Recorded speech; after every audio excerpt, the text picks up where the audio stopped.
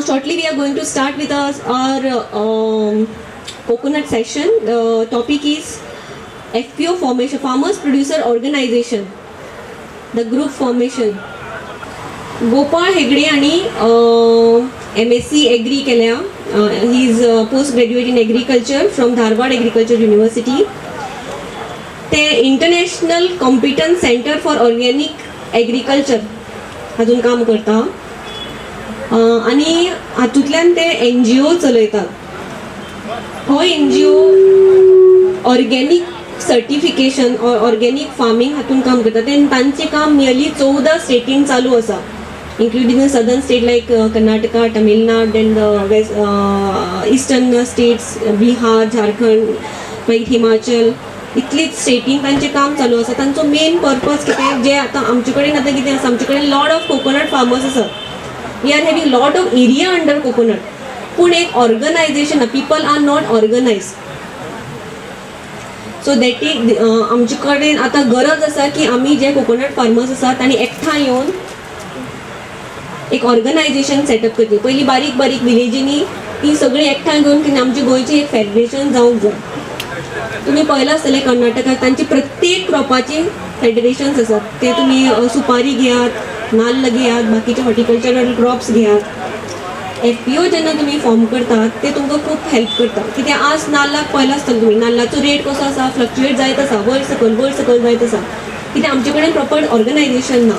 एकल्याक जर 100 रुपये रेट मेळटा, दुसऱ्याक 4 रुपये रेट मेळटा, दुसऱ्या हातूंत भितर मिडल मॅन खूब आसात. हातूंत प्रत्येक जाण आपआपल्यालें इंडिविज्युअल मार्केटींग करता. आमचे कडेन प्रॉपर मार्केट लिंकेजीस ना. अशी ना की कोकोनटाची डिमांड ना. There is tremendous demand, we have seen it in recent days. पण आमचे कडेन प्रॉपर कितें ना. आतां म्हाका खूब जाण विचारतात, तूं आमकां डेली कोकोनट धाड, 80,000 पर डे और पर वीक धाडूं शकता. आमी धाडूं कित्याक शकना, आमचे कडेन ना असो न्ही, पूण आमचे कडेन ऑर्गनायझेशन ना. सो ते आमकां आयज गायड करतले की ऑर्गनायझेशन कशी फॉर्म करप, हातूंत भितर आमी कितें कितें करपाक शकता, दुसरी स्टेटींनी कितें कितें चल्लां ताचे बद्दल ते आतां आमकां थोडी थोडक्यात म्हायती दितले. Good morning. My name is Gopal Hegde. I am from a very nearby place called from Dharwad district. My organization name is International Competency Center for Organic Agriculture. By name, you can see what is the relationship between organic agriculture and FPO. Basically, ours is an NGO. It's a member-based society dealing with promotion of organic agriculture across the state. Now we'll keep our organic farming aside, and now we will talk more about how to farm a farmer producer company. Of late, maybe 3 years down the line, from ICWA we started promoting the FPOs across the country. Right now we are promoting about 27 FPOs in Karnataka, spread over 9 districts. In fact, Department of Horticulture has promoted about 92 farmer producer organizations across the state. It is not only horticulture department, even Karnataka Spices Development Board and Department of Agriculture, they are also coming out with FPOs. Now let us go into the how it works out. Basically it's nothing but, if I want to tell in one word, it's nothing but farmers with common interest coming on to the one platform, and whatever their needs, maybe input or market linkage or technical or cooperation among themselves, are taken care of by this group in one word. Okay. So then what is the need for going for such farmer producer organization? So government has felt certain needs based on which they decided, okay, let us go for farmer producer organization. It is basically, as you know very well, it is now the farmers area are getting fragmented. Then the basic important very key is the average holding of the land has come down to 1.21 hectare from 2.28 because of the continuous fragmentation. And the other points for consideration are, no one considers their livelihood as an enterprises, because my ancestors or my parents are doing, I am also doing. No one has taken it as a business model. Then unexpected change in the climate, again, which is one of the major reasons for the failure. Poor access to the markets, market information. Then their production quantities are often at a sub-viable volume. What I mean to say is, if a farmer having 1 acre can produce around 200 kgs or 300 kgs, neither he can sell on his own, nor he cannot combine his produce with the others. Ultimately end up with in more of handling charges. If there is a big difference between handling 200 kgs and the 2000 kgs. If a 10 farmer come together so that their volume becomes 2000 kgs, then alone handling 200 kgs, there is always chance that 200 kgs can be shifted at a very reasonable rate, and even for the buyer also, generally he will be thinking in a big volumes, maybe in few tons and all.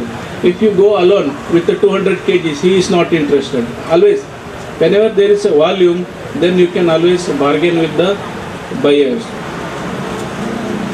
Access to the technology and other things.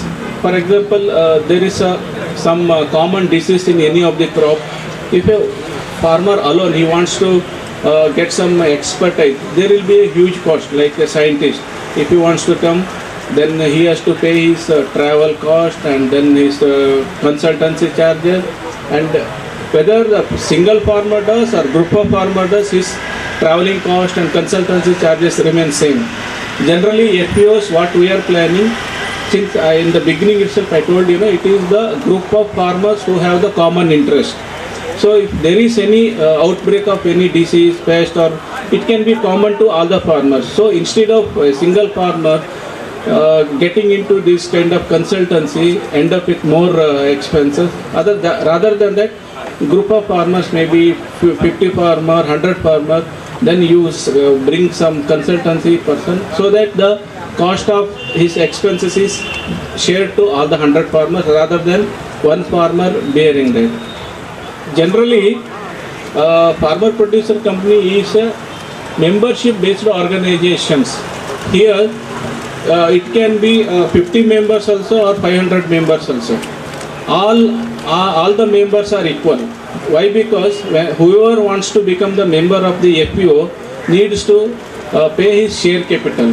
Share capital could be maybe 500 rupees per member also, or 1000 rupees also, or it could be 5000 also. It's all depend on you. You can decide on the membership fees. But to form a farmer producer company, there should be minimum 10 members. Maximum could be anything. But there are certain criteria. There is one organization called the Small Farmers Agri-Business Consortium based at Delhi. It is coming under Ministry of Agriculture and Cooperation. So they are the experts in developing guidelines for setting up of FPOs. As per their guidelines, to get some benefits from SFAC, there should be minimum 50 members to get the equity grant. I will come to that point. What is equity grant and what is credit guarantee fund system and all. And there should be minimum 500 members to get the credit guarantee fund system. So it is basically a member based. Okay. Our collective institution consisting of farmers. So here only farmers are allowed. No politicians or no businessmen or no artists, no other things. Only farmers are allowed, because at the time of registration, farmer needs to give some sort of certificate saying that he is a farmer. Generally, what we take from the farmer is his RTC and the survey number copy. Then only registrar of companies will accept him as a member. Or there could be some question. I am doing some 10 acres of cultivation on a leased basis. Then can I become a member? Yes, you can become a member because you are a producer. But you cannot become the member in the management committee, but you can continue as a member of the farmer producer organization. So you will have all the benefits of the FPOs. There are a lot, many people confuse these FPOs with the cooperatives. Cooperative is totally different from the FPO. Cooperatives, generally what happens, there is lot of restriction, there is lot of control by the government, because the moment you form a cooperative society, government will nominate one secretary or some kind of person. For every decision his approval is necessary. Whereas in farmer producer company, it is registered as per the Companies Act. Generally what happened in the year 2013, Government of India nominated one Dr. Alag to study the concept of FPO. Then he made a thorough study and he recommended that always farmer producer company should be registered under the Companies Act, and he made several provisions in that amendment in the year 2013. So almost all the farmer producer companies are registered with the Registrar of Companies under Companies Act. Okay. So there are a lot of advantages in the Companies Act, because I told you one farmer producer companies can have 50 members or 500 members also, or 1000 members also, because we work with two different models. In Karnataka, Tripura, Chhattisgarh, Himachal Pradesh and all, we work with 1000 member model, whereas in Sikkim we work with 500 member model, because the geography is like that. In Karnataka, to mobilize 1000 farmers, we hardly need about 10 or 12 villages within a radius of 15 kilometers. Whereas in Sikkim, even if I travel 60 kilometers, mobilization of farmer is a second task. Getting that many number of farmers itself is a great task. So Goa could be in between. It is neither Karnataka or nor Sikkim situation. So I also feel like 400 to 500 member FPO could be ideal. And I was having a discussion with the agriculture department officers also. To get this 500 members, probably we may have to cover a radius of about 30 kilometers. So we can mobilize 500 farmers and we can do a registration. So another advantage of registering under Companies Act is that, so I told you in the beginning that all the 500 farmers are not mobilized at one stretch. Initially what has to be done is, we have to make a small group of 20 farmers. Say for example, why it is required, I told you, it is the a platform for all the farmers with a common interest coming to one platform. Like in a village, each 20 member will be known to each other. So they make a small informal group called Farmer Interest Group. That is called FIG in the FPO terminology. So like that, we have to make 25 FIGs from the different villages. So 25 farmer interest group. So one farmer interest group can be interested only in cultivation of coconut. Another farmer interest group may be interested in cultivation of cashew nut, like that. Because in a village we cannot restrict the cultivation to only one crop. Okay, there can be several crops. Like that, there are two types.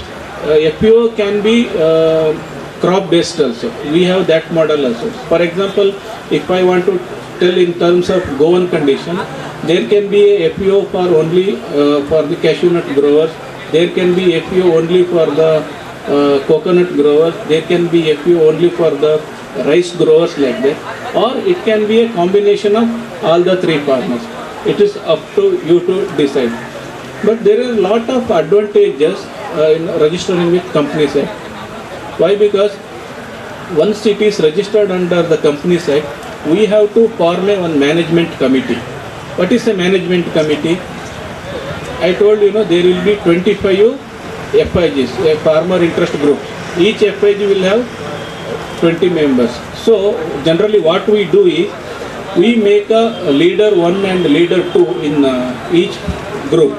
Like that, there will be 50 leaders from the 25 groups.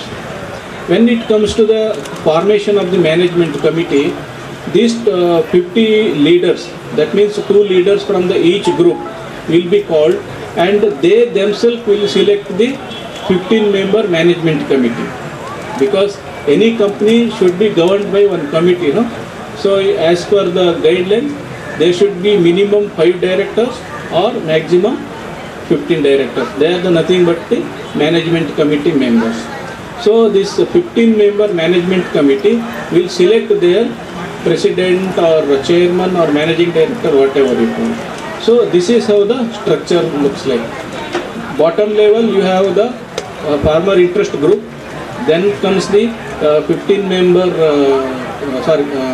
15-member executive body, then comes the 15-member management committee, then comes the one managing director. So here what happens, basically all these group leaders are basically the farmers. They don't know how to run a company, what is the rules and regulation followed in the company side, so how to run the business. So there is a provision to provide one chief executive officer for the company. As per the guidelines, there is a fund. So the services of the chief executive officer, who is a qualified, he is a well qualified with the agriculture background, or maybe BSc Agri with the MBA, or with the fresher or with some experience, he will be given to assist the management committee in running the business for 1.5 years. So idea is that within that 1.5 year, till 1.5 year, the government itself will take care of his salary, his traveling, and providing sort of training to him and all. So management committee and the CEO should ensure that within that 1.5 years time, they will learn all the aspects of running the company, and then they have to see that it is self-sustainable. That means it should stand on its own. By the time, generally this project is for 3 years. What happens, to mobilize farmers, 500 farmers, it is not an easy task. Even though we say, what 1,000 rupees each farmer will give easily, it is not like that. When it comes to, when we approach the farmer and we explain him that you have to give 1,000 rupees as a share capital and all, then he says, okay, then you come tomorrow. When again we go to him, again he will not be available. So it is not an easy task as we think, okay. So to mobilize 500 farmer and to collect the chairman itself will take about 6 to 8 months. Only then we can go for the registration. Then by the time we establish all the legal activities, it will be 1 year. So next 2 years is the real establishment phase. Totally it is a 3 years project. By that time, all the support from the government and any organization who is helping you in promoting this FPO will withdraw their support from the project. So you have to be self-sustainable by the end of the 3 years. Okay, there are some other aspects. So if you have any clarification and all, now we will have a discussion. Then I will go to the next topic. Which are the what mix FIG model you can tell us neighboring state which is working successfully? Yeah, we have a very unique combination. Majority of the FPOs are horticulture crop based. Horticulture crop in the sense it is mainly fruits and vegetables. Most of the FPOs are like vegetable based crop, maybe tomato, beans or any sort of vegetables. It's almost all vegetable FPO. And now of late we have started with some crop specific FPOs also. One FPO is purely based on black pepper in Uttar Kannada district, and one FPO is purely based on the Badgi color chili in Kundugod, and one FPO is purely fruit crop FPO in Belgaum district, a place called Athani. They focus more on only on grape and pomegranate. And there is one FPO in Gokak in Belgaum district. Nearly 60 to 70% of the farmers focus only on turmeric, like that. And in Sikkim, again, we are promoting about 11 FPOs. There, the government is focusing only on the 4 crops. One is large cardamom, buckwheat, turmeric, and ginger. Only the farmers cultivating these 4 crops are considered for giving the membership. So the benefit of the FPO, right? Just wanted to understand for like in a state like Karnataka, are they selling outside the state or inside the state? And whenever that they're selling, are they selling to a wholesaler or and compared to the market, the retail market, the price that they're getting, how much of what percentage of the price would they be getting? Yeah, I will. See, it's a valid benefit of the membership. It starts from input supply. See, generally what happens whenever you go to any of the, probably in Goa it may not be very relevant. In Karnataka especially, as soon as we established a FPO, we started with input supply. Whatever the quality input required for production, it may be right from seeds, pesticide, fertilizers, like that. Generally, whenever the farmer goes to a retailer, he will not sell anything less than the MRP value. But in case of FPO, what we did, we started buying the inputs directly from the manufacturer. So we are cutting down the 2 or 3 links in the chain. Otherwise, generally what happens, from the manufacturer to the distributor to stockist to retailer, like that. So now FPO has become the retailer. So we can cut down the 2 chain in the this thing. So a FPO can save about 10%. That 10% margin we passed on to the farmer. That is the one benefit. Second one is government of Karnataka has gone one step ahead.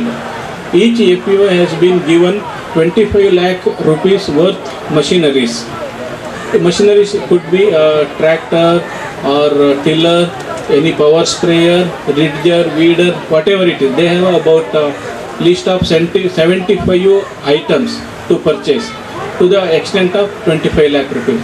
For 20 out of 25 lakh rupees, government share will be 90% and the FPO has to pay only 10% of the cost. So generally what happens, they purchase the tractor also. Okay. A small farmer who cannot afford a tractor, he can hire the same thing from the FPO. General tendency is that whenever you hire a tractor from a landlord, he charges about 700 rupees per hour. Whereas FPOs can give the same tractor at the rate of 400 rupees per hour. So his 1000 rupees he could recover in one season. This is the second benefit. Now coming to the third, which is most important, is the output marketing. Output marketing, in fact, we have not reached to that stage. Why? The reason is, it is not a, as we discussed some time back, not a single crop FPO in 90% of the FPO. There are certain requirements. Say, I want 10 vegetables continuously supplied throughout the year, like that. But every farmer is having his own interest, no? Some is interested in growing tomato, some is interested in beans, cucumber, like that.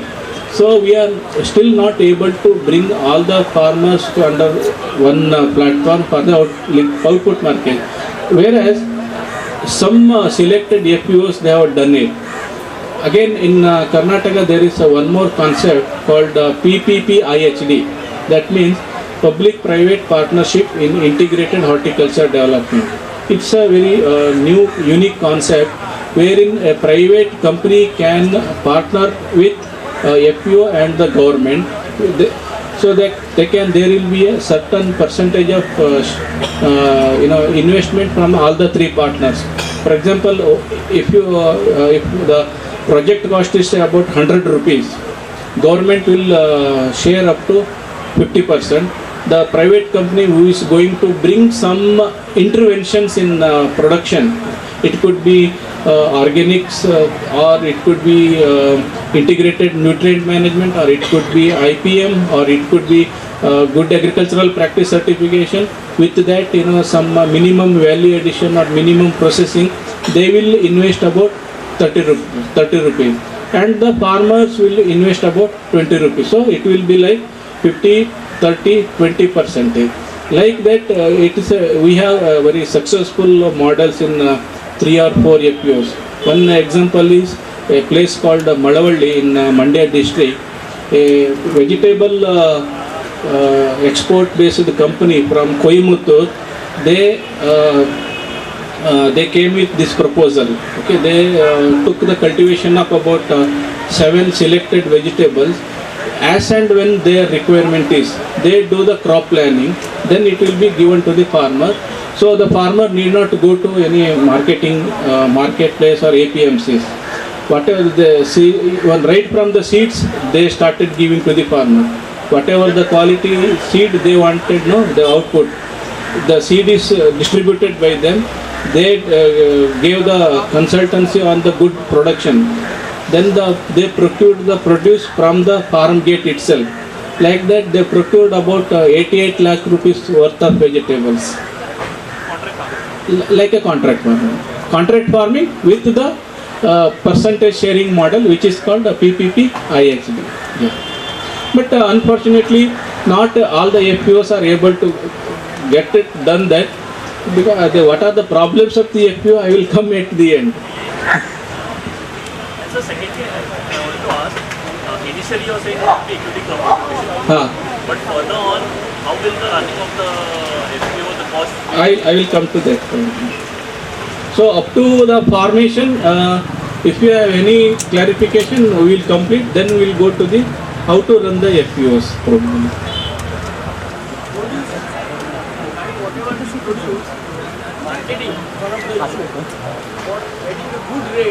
What are the prospects in your FPO? Yeah. So one thing is like Basically in Goa there are 3 crops. yeah, Coconut, cashew nut and aragonite. coconut, cashew. And aragonite. These are the 3 horticulture crops Yeah, grown all over Goa. yeah, So for the betterment of the farmers, yeah, what could be the yeah. your strategy? Yeah, correct. Like coconut you said, no? So coconut in Karnataka also, there are some certain pockets where coconut is grown in a large scale, like Tiptur, Turvekere, Arsikere and that belt. There also this coconut development board has promoted some 1 or 2 FPOs. What they are doing is they started extracting this one virgin coconut oil. All the members put together, they shared some money and they put up a small unit wherein all the farmers mandatorily should bring their coconut, sell their coconut only to the FPO so that they can start processing this virgin coconut oil, and now which is in a very great demand. Farmers now they have started realizing that instead of selling the coconut outside, it is better they convert it into virgin coconut oil, which can fetch them the better price. They have some idea like from every coconut so much a percentage should be given to the farmer, like that. I am not aware of the full detail, but only what I have gathered the information is that by converting this into VCO, they are getting the much better price. Where is the unit?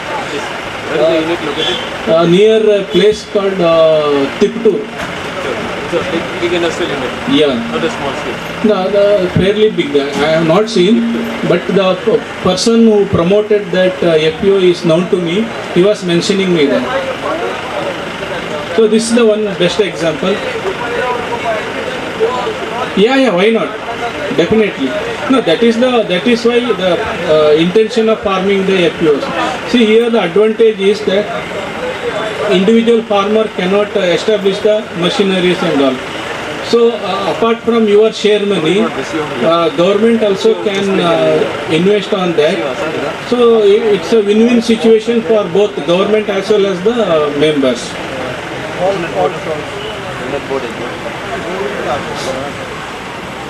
But in terms of non-coconut producing FPO, can we deal with them in terms of business? Yeah. That's the safest. Okay, you mean to say you are not a member of that? No. We let's assume we are a coconut producing FPO, and we are dealing with Belgaum, which is a vegetable producing FPO. So that we could have Yes, yes. See, one of the important criteria of the FPO is the cooperation between the FPOs. Yes, cooperation, technology transfer, and even the marketing activities between the FPO is a major principle. So it should be there. That is going to be a major step. Yes. See, example is one of our FPO in Bagalkot and Bijapur. They produce huge quantities of onion. Now they have started selling that. It's in the northern part of Karnataka. Now they are selling that their produce, especially this onion, and to the southern parts of the state, so that they are selling in the retail market. One person director should be from the SC or ST community. One should be a lady candidate. Then only you are eligible for the government benefits. So this is how I told how the different steps in the FPO. You have to identify the cluster. That means the place where you have to form that office. Then you have to do the study, like what is the needs of the farmer in that area. Then you have to make a feasibility analysis. It is called a baseline survey. Then you have to make a business plan. This is where the important thing, like if, for example, coconut, if you want to establish a small VCO making unit, what is the cost?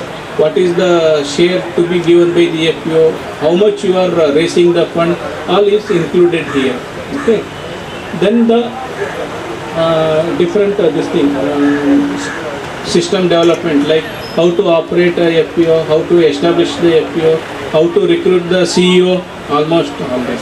So once you establish the FPO, these are all the licenses you have to take. Tin and VAT is now it is replaced by GST. Then you have to take a PAN card in the name of the company. You have to take APMC license. You have to take a fertilizer, seed, pesticide, export, or any processing license. These are all possible only if you register this in the Companies Act.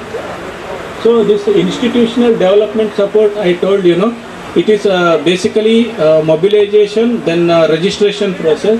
Then business planning and management means we have to develop a business plan based on the local needs. And the management is the formation of that 15-member committee, a selection of the CEO or the manager of the FPO, and training the CEOs, training the directors is all comes under the management. And the market access, as we discussed, this produce from the FPO should be marketed directly through the FPO. And the financial access.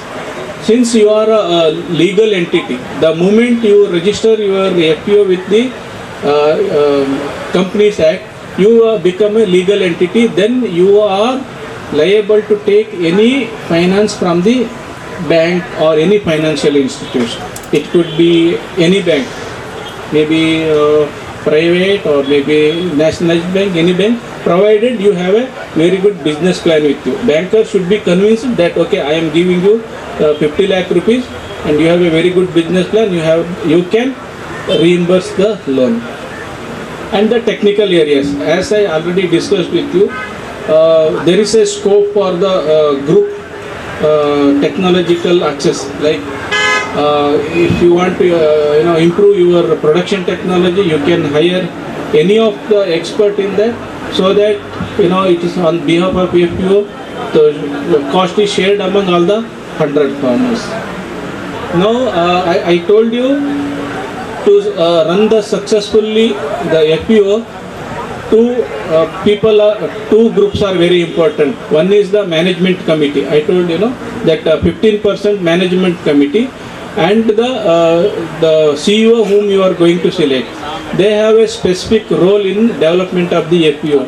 Now let us come to the roles of the BOD, Board of Directors. That each FPO will have 15 Board of Directors. They have the certain roles for the improvement of the FPO. One is BOD members has to conduct monthly BOD meeting of the FPO on prefixed date and time. So Board of Directors should keep on meeting very regularly till it shape, so that they should discuss the problems of the farmer and they should find out a solution. So how to do that? It's the only way is to they should meet very frequently and should discuss about their problem. Second one is BOD members are the decision makers in purchase of inputs and output and marketing as well as future work plan. So we were discussing, no, it is not that every farmer should contribute, because each and every farmer who is in the FIG, he has a representative called the group leader. Group leaders have selected the director. So it is the responsibility of the directors to understand the need of their group member, and they have to come out with the plan, marketing plan. BOD members has to check monthly sales, expenses, turnover, return filing, etc. It's like any other company. They have to see that all the legal compliances are adhered to.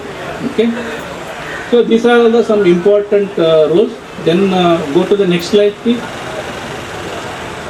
So likewise, the CEO, who is the technical person of the FPO, also has certain roles, like he has to organize that BOD meeting.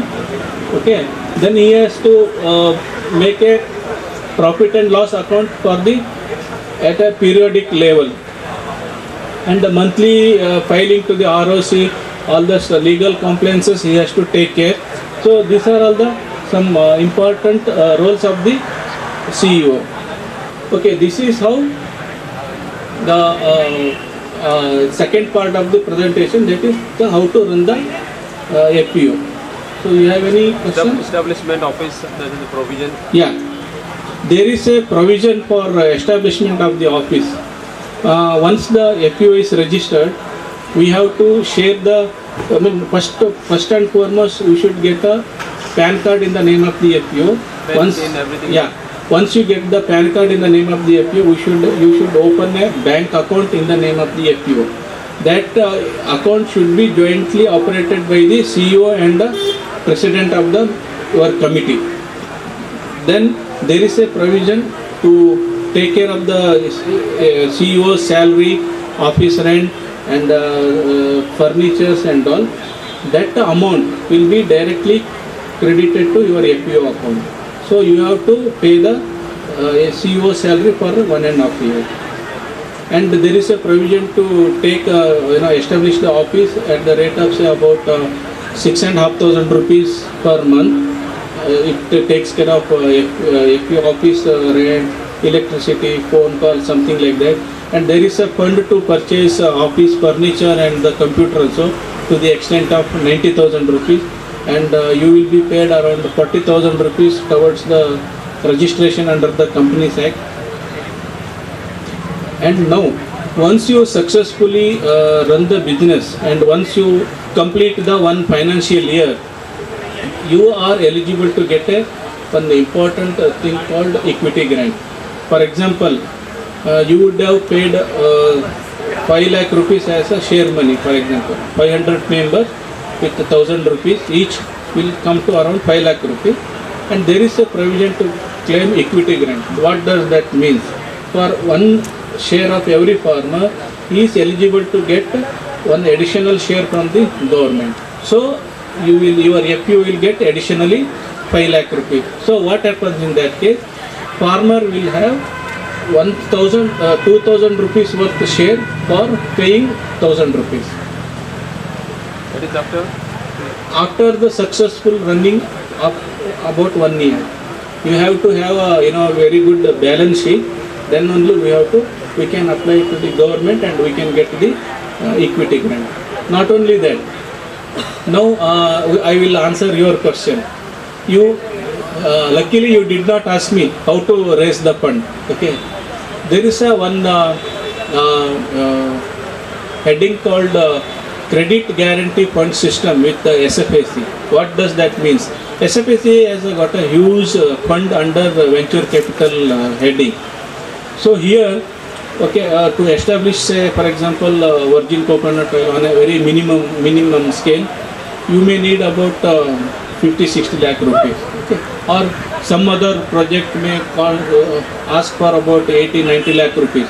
So under this project, Credit Guarantee Fund System, you can write a business plan up to 1 crore rupees to the SFSC. SFSC, if it feels okay, this business plan is very good, then they will give you 85% of your project cost without any collateral security. You got my point?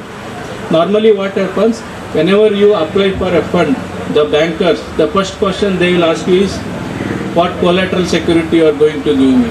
But here, if your business plan is so good, SFPC itself will stand as a collateral security for your FPO, and they will release up to 85% of your project cost, subject to a maximum limit of 1 crore. You got my point? If you want me to repeat, I can explain once again. So this is how, lot of benefits and the support government is extending. So can you suggest a small module Huh. for a taluka or block where say there are say other farmers producing primarily say coconut, there is a main produce, for local bananas, maybe black pepper, some vegetable. So small module where farmers can may not be farm FPO, but they can think of increasing their share of profit, which otherwise is eaten by the middleman. So middleman. No, yeah, I will maybe. Here the problem is, without any formal legal entity, how are you going to ensure that? It starts with a fix and then you rise up slowly. Huh? Farmers interest groups. Start with the commodity interest group. Farmers interest group, a fix. Huh. But there should be a legal entity for that. First we should form the FIGs. FIGs No, are yes, FIGs are already, I told you, because even 20 members, why it is there, if a 20 member FIG, up to 20 member you can open the bank account in the name of the FIG itself. See, that's a good question. See, in the FPO, there are 25 FIGs now. Each 25 FIGs can do their own business also. There is a provision. If say for example your FPO thinks, okay, these 5 groups are very good in one activity, they can write a business plan only for that 5 FIG groups, and that FPO can raise that fund, and that fund can be diverted to these 5 FIGs. That is possible. They can independently act as a FIG Exactly. without forming a FPO. No, it is again coming under umbrella of FPO, but these 5 FIGs can take up their own business also. There is no individual benefit for the FIGs. FIGs Yeah. will not get any individual benefit. Only through FPO it will be beneficial. Because if it is only FIG, then there is no importance as a legal entity. Again, you are back to square one. Because FPO is registered under the Companies Act, it is bounded by the lot of rules and regulation. So it becomes easy for you to, take the finance and whatever it is. 50 FIGs for a FPO. Not necessarily. How many? Not necessarily. Even to start a FPO, only 10 member is also sufficient. Then what happens? All the benefit is shared only by the 10 farmers. Business volume has to be large enough. Yeah, then it does not serve the purpose. 10 members is only for the face of the whole group. Yeah, now you see lot of traders from Kerala, they have started approaching, especially the bordering district, Mysore and Chamarajanagar. And of course, this our Belgaum FPO, we have 5 FPOs. They have started coming to Goa for finding, they exchange some ideas. Yes. It is started now. So FPO will buy on behalf of the farmers. If we visit Belgaum, can we see the FPOs there? Definitely, yeah. I'm interested in seeing that. FPOs can also license with in a PPP mode. Yeah. And with some companies or any Yeah. exports also can take. Yes, that is what I mean, yes. Now, Should arrange for the now When they reach that, now the question is like, in terms of marketing, Huh. let's say we form South Goa FPO. This FPO has a big market in terms of tourist area like hotels and all. How do we ensure that they link to our marketing chain? Yeah. Rather than they get from Belgaum right now. Yeah, you are Right now right. the You are access is right. in Belgaum. You are right. So like we want to capture it locally Yeah, and make it exactly. viable. What you can do is, for example, hotel supply is mainly vegetables. So you can just take the hotel's requirement. What a vegetable, Yeah. coconut, fruit. Then what you can do, you distribute that requirement among the FIGs. Okay. For example, he needs 500 kgs of beans every day. You plan it in such a way that your FIGs, you assign this to one FIG, and that FIG will produce beans 500 kgs every day. Like that, we can go for the crop plan. And how do you assure the market rates of produce? Sorry. How do you ensure the market rates? Market rate, yeah. See, generally there is a something called benchmarking price. For example, if I go to Bangalore, there is a place called Kalasipalyam market, where thousands of truckload comes there to sell their produce. So for whole Bangalore, Kalasipalyam market rate becomes the benchmark. For us APMC? Yeah. For us, it could be the APMC. Yes. So more or less, what is the profit escalation by farming the FPO? If you were to sell for a middleman, suppose you are getting X amount. 10%. So what will be the X plus? Yeah, I will. There is some formula by the APMC also, or any big retail traders. So farmer, from his farm, what are all the steps involved in bringing this produce to the APMC? One is the local aggregation, okay, packing, transportation. Then when he brings it to the market, there is all in close understanding between all the buyers, and payment will not be proper. So you deduct all these things. Example, even if your bag weighs 100 kg also, he will say it is only 95 kg. That 5% you lost there. Okay. Then the seller has to give 8% APMC commission charges. Even though the rule is that out of 8%, 4% should farmer should pay, and 4% should be paid by the buyer. But the buyers they dictate everything. No? They put all the 8% on the farmer's head. So 8% plus this 5% you are giving to the farmer, plus the local logistics from his farm to the APMC. That could be around 1 rupee per kg generally. Okay. So these three things you are, if you can save to the farmer, that itself is a big saving. But the challenge here, main concern is assured rate and assured market. Why the farmer is not producing today? Because there is no assured rate and there is no assured market. That also. So if the FPO success could be that. Yeah, that also we tried actually. Some companies, they came forward and they said, I will give you say 10 rupees per kg of tomato. Yeah. I will produce for the whole year. Reliance Green. Whatever it is. Then the problem is farmers themselves, they did not agree. The reason is whenever there is a plus in the market, even he will buy his neighbor's produce and give it to the company. And whenever there is a slum, then company will say, other day you did not supply to me, then today why I should buy from you. We tried like anything, but wherever there is a monopoly crop like gherkins or marigold or export oriented chili, this holds good, but not for the general crop. But the FPOs can also have their own outlets. No? Definitely, many. They can have their brand. Yeah, definitely. See, many FPOs have started there. Some best thing would be for you is go. It's like from producer to consumer also. Belgaum is very nearby. Pune also there. Maybe 3 hours journey. We have one FPO just 10 kilometers from Belgaum. We can have a visit, not an issue. Thank you very much, sir, for your inputs on formation of FPOs. Now, for some of the coconut farmers who are sitting here, I don't know exactly from which zone you'll come, but I think you'll are aware that we have got 2 Atma offices in both our districts of Goa. One is in the north and one is in the south. The basic idea of Atma office is extension reforms where we can reach out to farmers When we talk of FPO, FPO is the end product of an Atma. The aim and goals of Atma, FPO is the final place, destination we have to reach.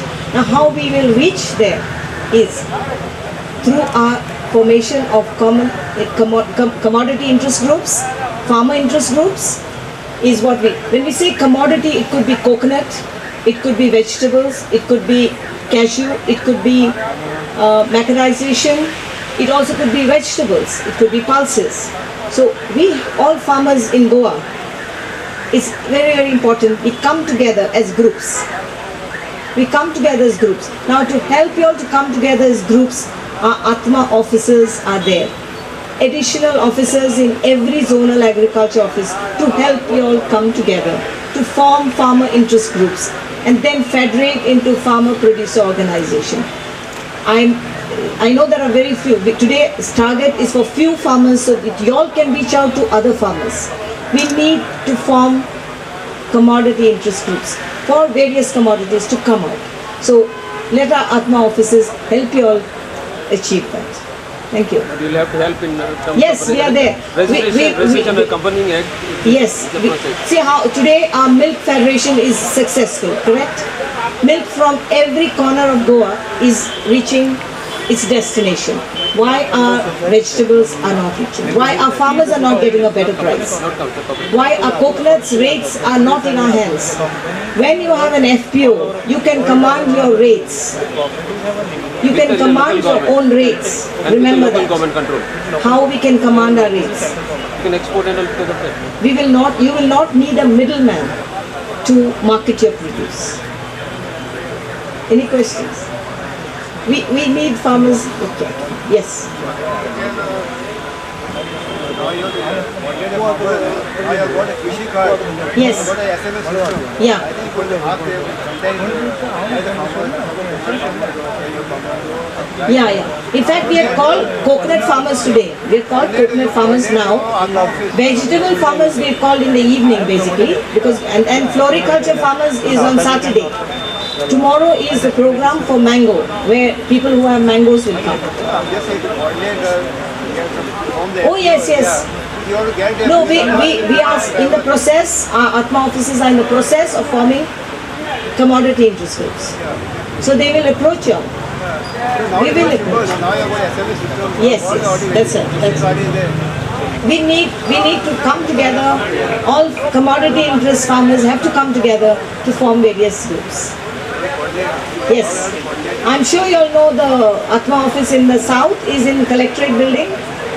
Our Mr. Verekar and Datta Prasad Desai are in the Atma office. So they have to help you all to form. And all our zonal agriculture offices, we have additional staff there also.